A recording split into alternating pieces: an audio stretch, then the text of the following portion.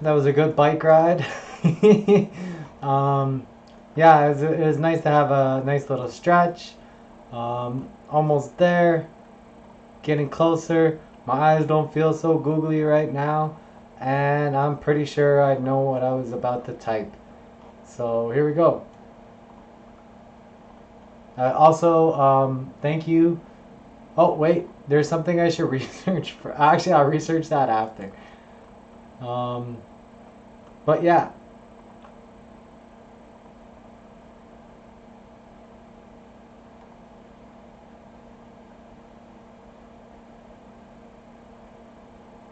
I just want to write something down real quick.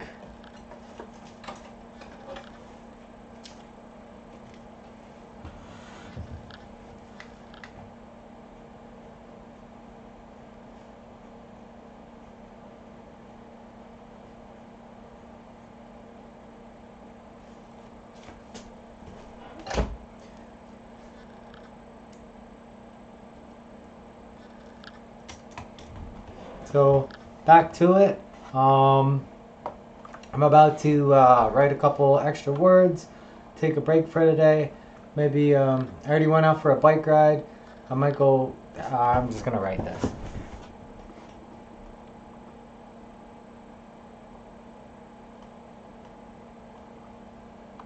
Rebecca Haddad et al. 2017.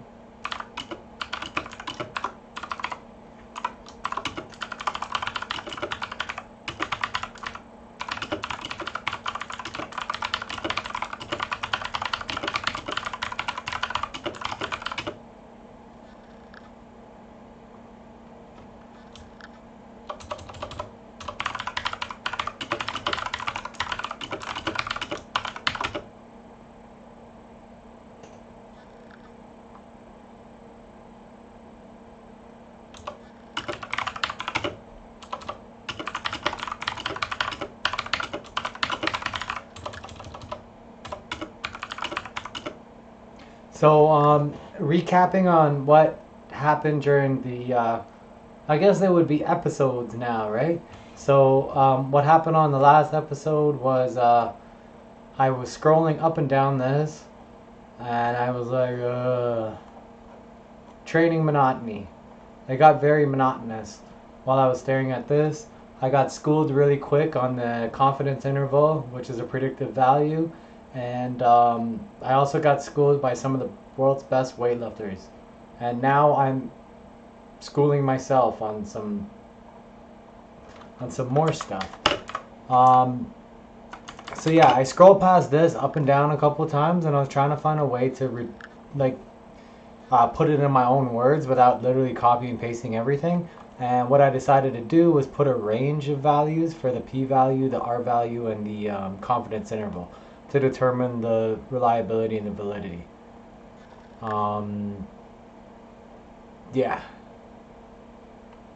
So I'm just gonna find a way to open up this table, put it on the side over here.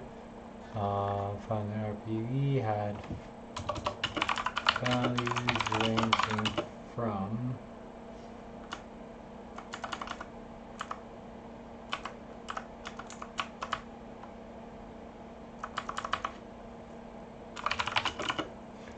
I'm not sure if this would be considered a CFA analysis or what type of analysis this would be called. Or a RM, well, it's definitely not an RMC, but I think it might be called a CFA. I'll have to go into that after. Uh, Truth be told, I'm actually not really that good with the R value and the P value. Um, and the confidence interval, I'm not the greatest at statistics, although I should be. I should take my time and really sit down and study this stuff because it is important, especially at this stage. Thank you again for schooling me on that before I made a mistake. But at least what I can do right now is create that range, go back to it, do a little bit more research, and then make sure what I have here is right. But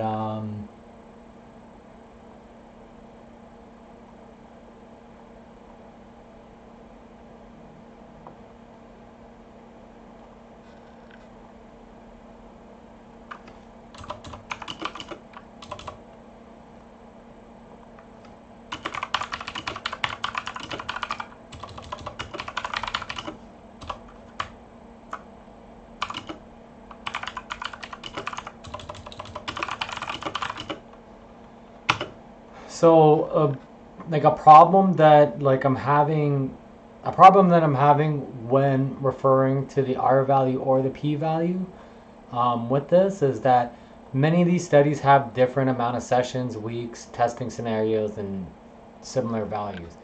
I mean, values that make them different. The good thing about the person here that performed the meta-analysis, they all reduced all of these values into straight into something that's similar. So I'm able to create a range here. And the range is, I'm just going to put from lowest to highest. And then make sure that they're in the in my referencing.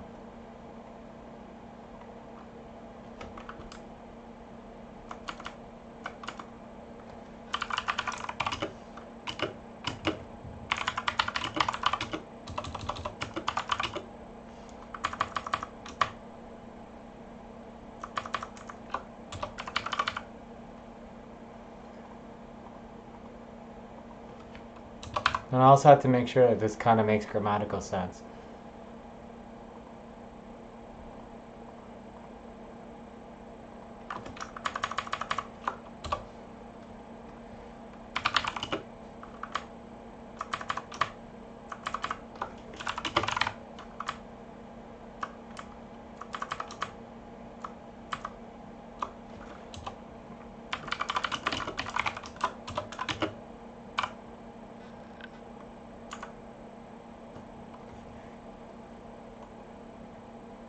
Oh. So what I could do here is do it per sport, or I can literally just make an entire range.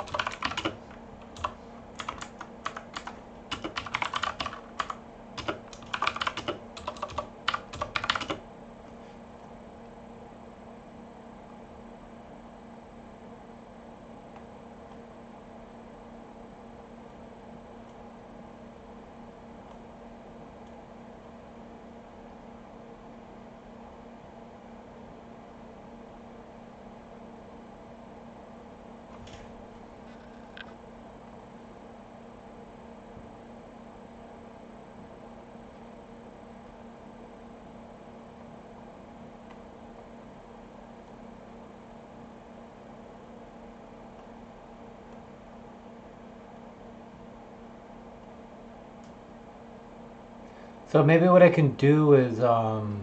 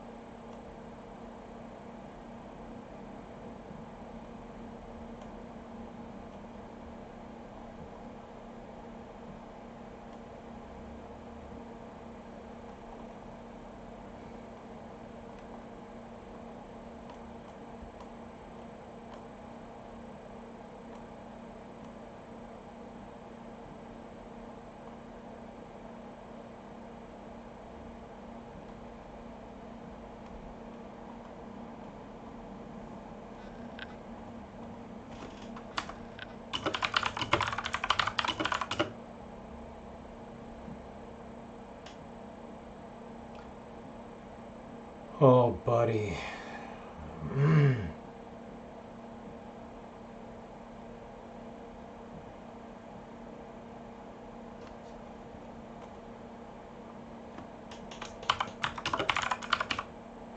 This is what I would need the most here. The RM value.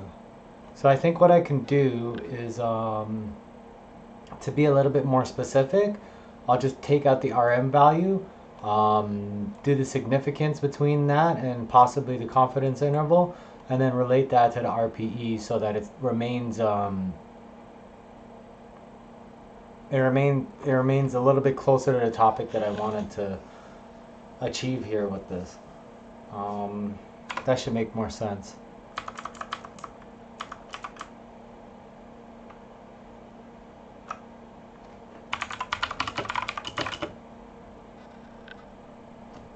And then another value that may relate to Olympic weightlifting.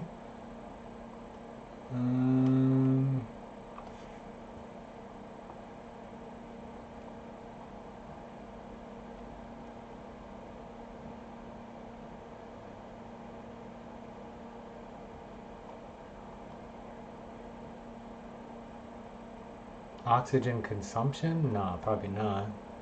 That's more of session RPE.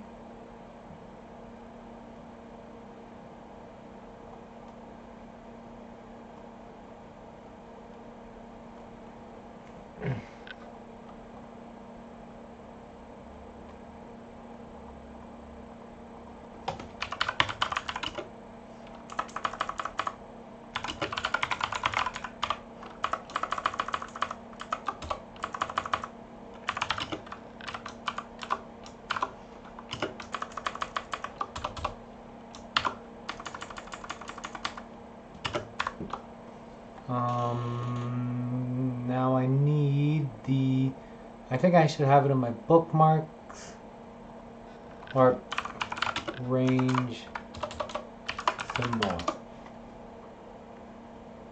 I could do a standard div, but I kind of want to just throw in a range. Okay.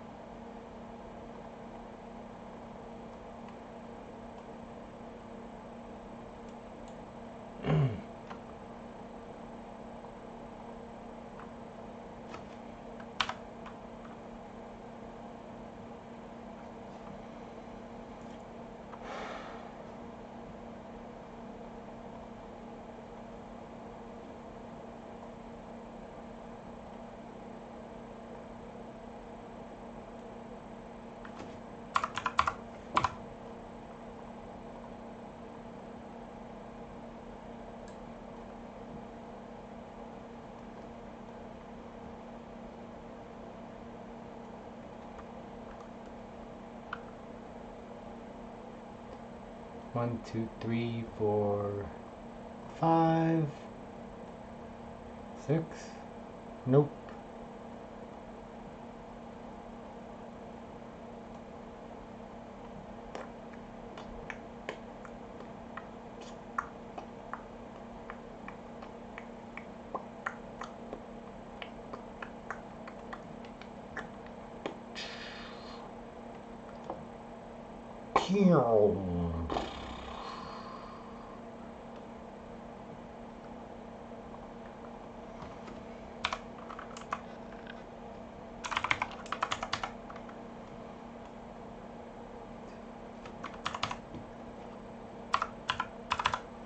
I'm just putting the 0.88, which is the median of both of these numbers, so it'll be slightly easier for me to get the standard div off of the mean.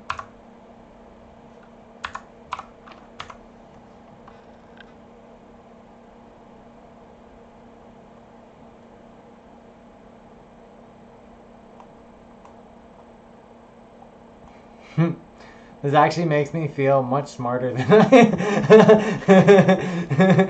I until I gotta do this.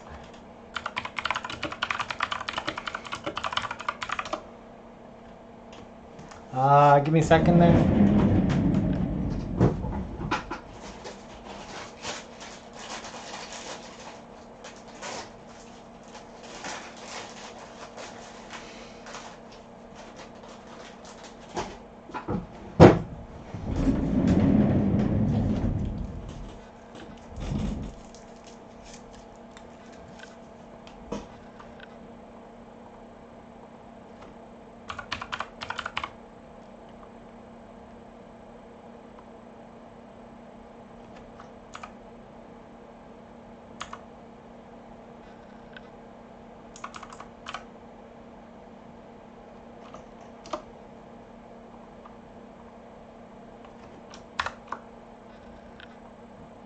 Hmm.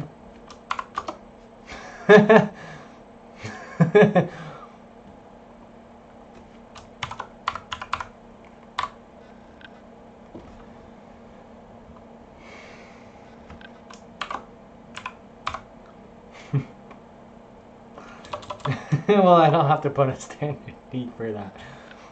Maybe for this though.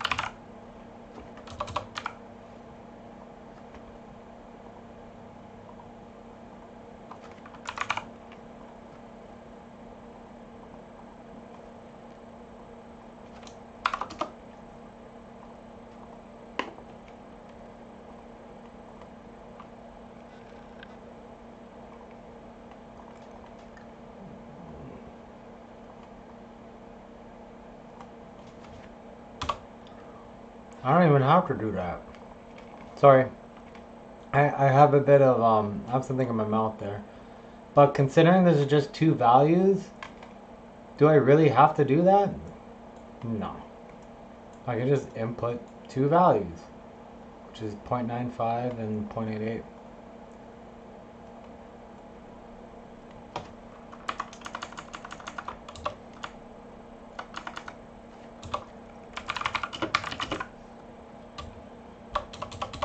Yeah,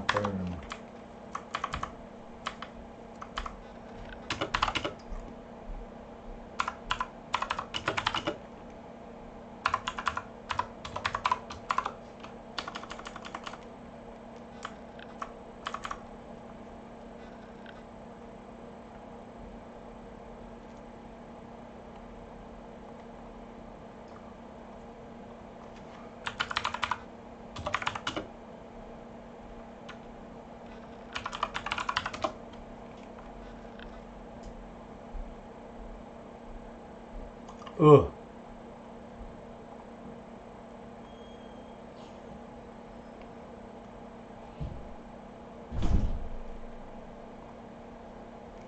That's population. Mm.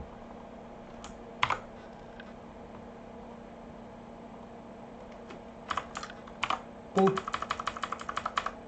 Boop.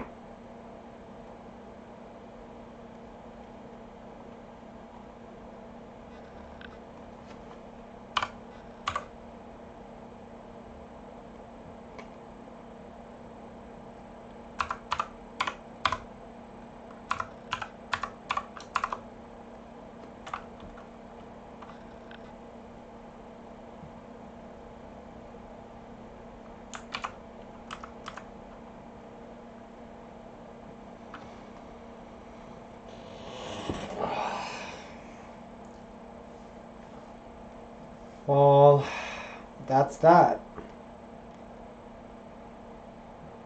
I'd like to send a personal thank you out to whoever, out to Haddad and Al for performing this meta-analysis. Oh, buddy.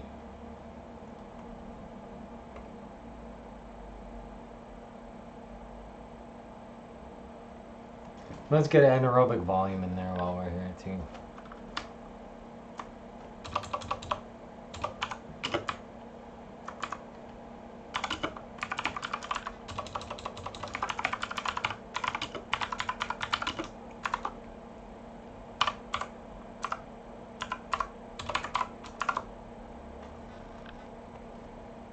High intensity volume, oh yeah.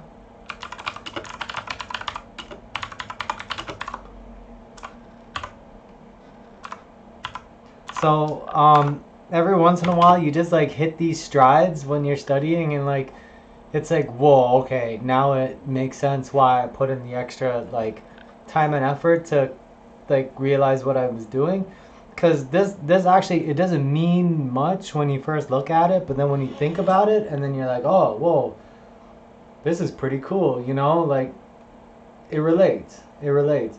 Ooh, acceleration. Acceleration in what sport? Soccer. Ooh. That I'm gonna have to copy and paste that.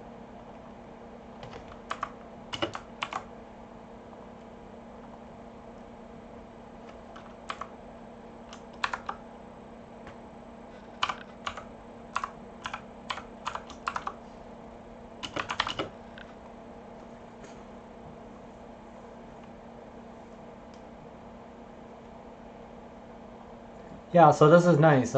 It's a nice, reliable means when gauging different things. The different values can equate to different um, correlations between the RPE scale and how useful it is in different areas of performance.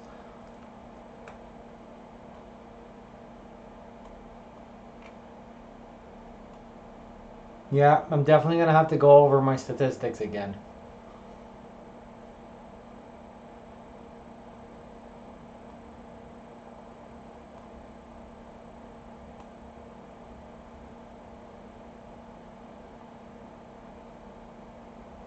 Hmm,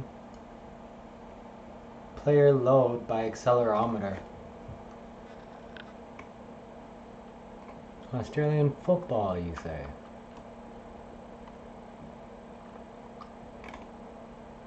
And soccer.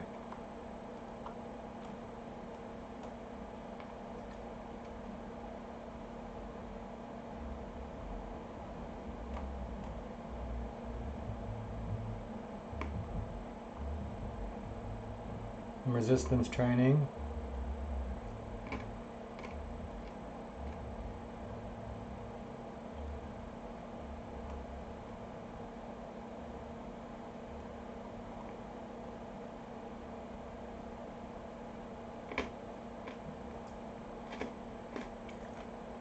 So you can also like tell like the type of implementations that they use throughout different sports depending on the amount of studies that are performed towards a specific modality such as RPE.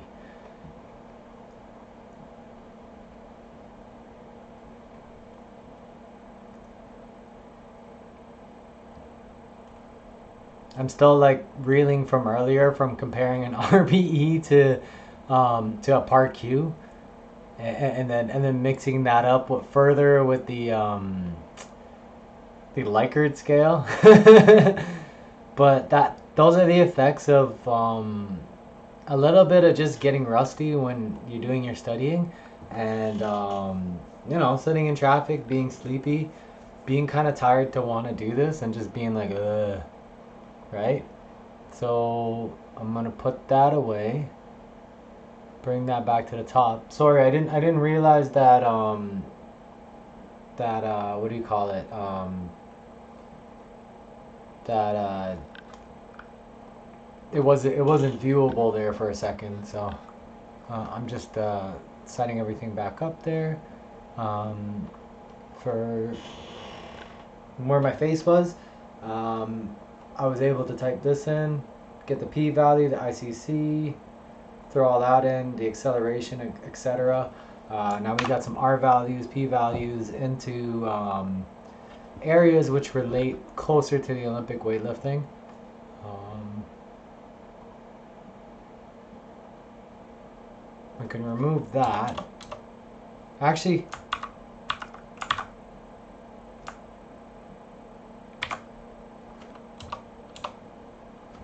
and then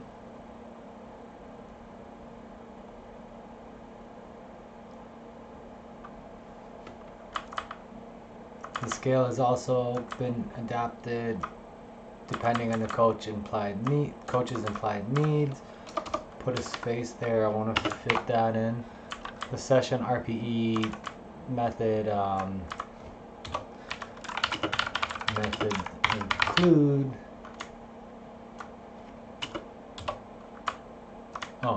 a few methods relating to this includes the session RPE,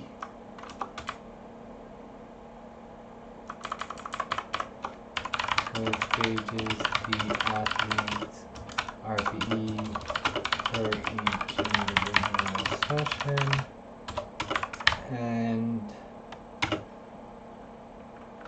adjusting the quantifiable numerical factors, which may range from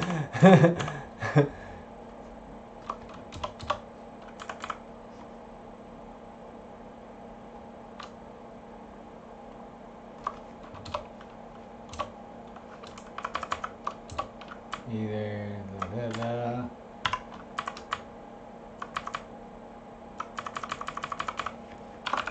Likert scale is also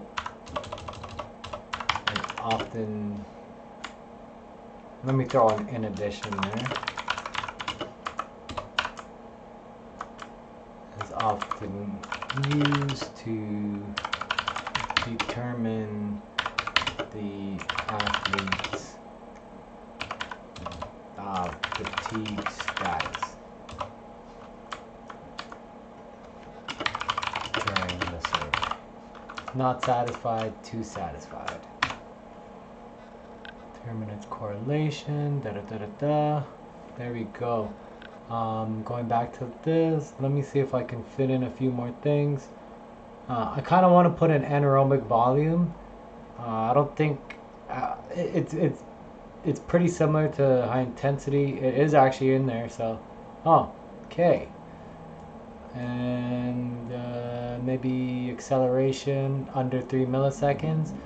Going back to the study, I wanted to refer to the oh buddy, I should know this too because it's literally in here. Open that up. So I'll just throw in the hypertrophy phase for now. What I did with this is it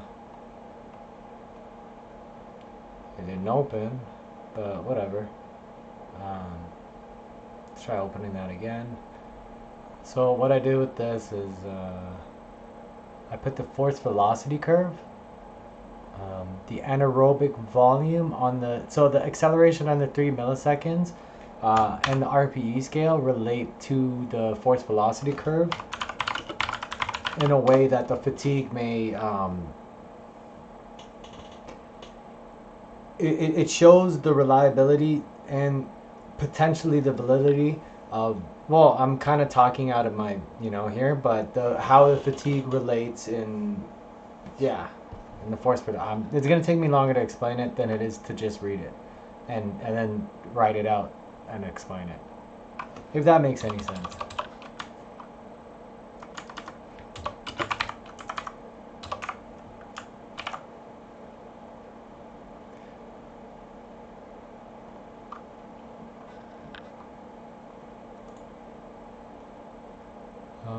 Per each millisecond, RPE scale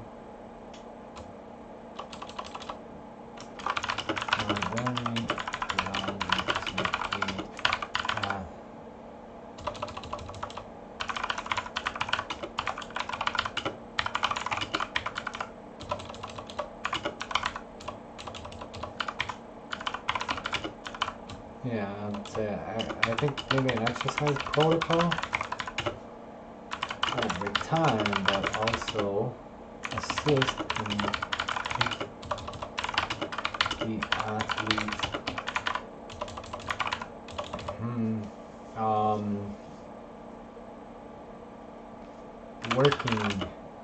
working zones, would it be called? Working zones or ability. So the acceleration under 3 milliseconds, here's your force and here's your velocity. The force, maximal strength, so this is your 1 RM. So here we're looking at two factors which are totally in contrast to one another. So we have the 1 RM, which is a very slow movement, maximal strength, and then we're looking at the acceleration of under 3 milliseconds squared, which is closer to speed. This is the comparison of how the RPE would influence a 1 RM versus how it would influence the acceleration under 3 milliseconds.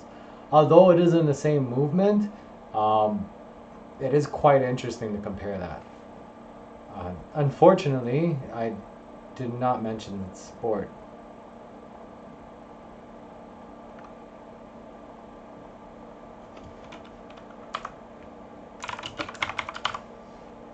And soccer. However, it does fatigue similar systems, and this would be a pretty interesting study to do. Albeit it would just take some time on a couple people. Do maybe say a 1 RM, and it's probably already done. Probably already done. Oh.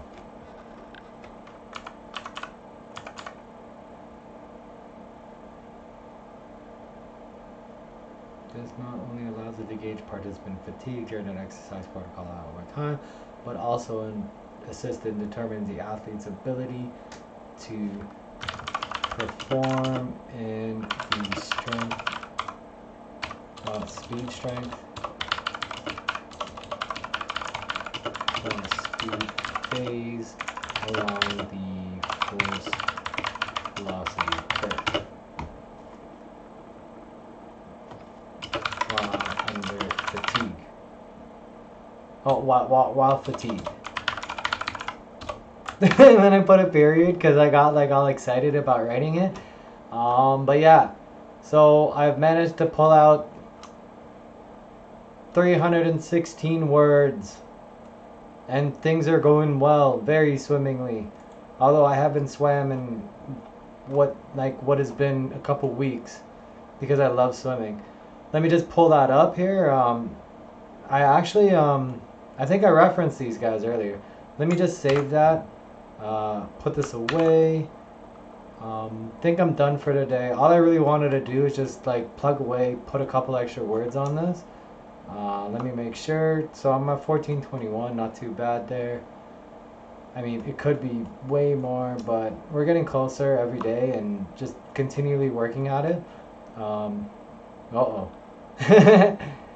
So going back to this, I did post an article recently, but I think it was this page that I referenced, and this is actually an incredible article, so thank you for writing this. The force velocity curve, Rugby Renegade. I also learned this in school from during one of my classes, but this is an excellent chart. So maximum strength, 90 to 100% of RM, 80 to 90% of RM, and this is a way that we can also plan it via the force velocity curve in terms of weightlifting or powerlifting. Alternatively, you'll notice force and velocity in milliseconds. If we refer back to what I was just writing there, to be able to determine how fatigue affects you during a 1 RM movement versus a movement that's just strictly velocity and speed is actually pretty interesting. And then to determine how you can't even see that there. Oops. And then to determine how it affects both ends of the spectrum, respectively towards one another. A couple studies. RPE is a fairly common study these days. It's also fairly common to implement it in a training program, which is awesome because you do have that factor. Whoa, this is a really good article.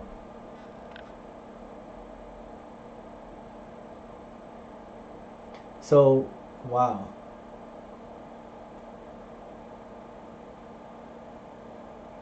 So peak power, I'm just making a quick assumption here that they may have been using force plates. And I'm just doing this to practice.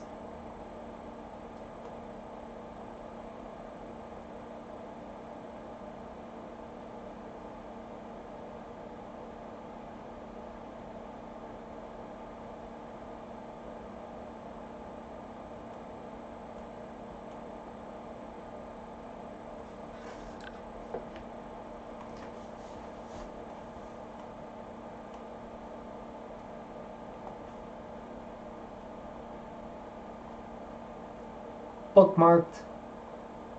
Strength and sport conditioning, force velocity curve, science for sport. Thanks, guys. Yeah, so pretty close to getting my assignment done. Gonna go play some video games right now. I'm gonna sit on my either sit on my bed or kick my feet up, or gonna yeah, I'm gonna take a little break because it's been a while since I got on some video games. So thanks for tuning in, guys. That was my study session. Thank you for tuning in earlier. Whoever schooled me mad hard on that on that ICC, because it's a good thing to learn these things over time. And yeah, I'm very appreciative anytime somebody has a correction like that for me. So yeah, it's been a very fruitful experience. Thank you, guys. Have a good day or good night, and I might be on later. So bye. Oh.